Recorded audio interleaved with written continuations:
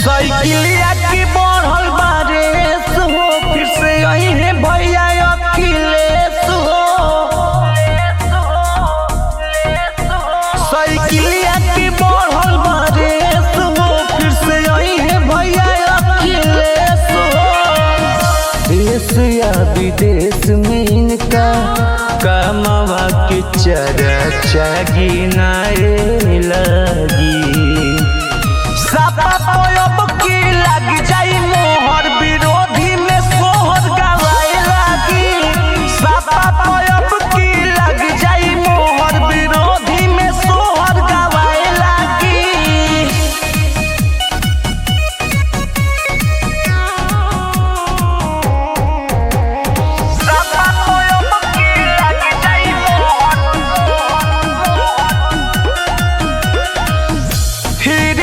मिले लागी सबका के पेंशन, होई खुशहाल जिंदगी, दूर होई टेंशन,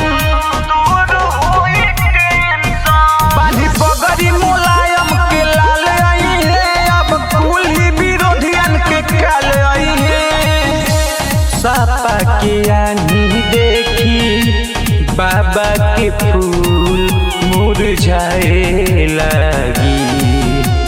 सापा पर अब कीजे लग जाई मोहर, विरोधी में सोहर गवाए लगी। सापा पर अब कीजे लग जाई मोहर, विरोधी में सोहर गवाए लगी।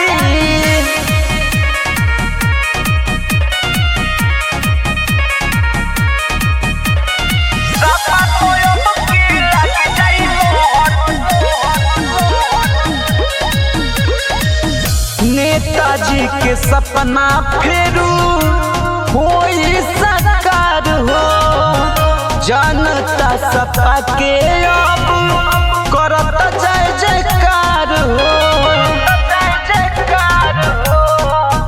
जवन रुकल है काम अब पूर होई हो, नहीं केहू अब भाई मजबूर होई हो। नन्हु अभी की संगे खड़ा होके देश हो चिल्लाए लगी। सापा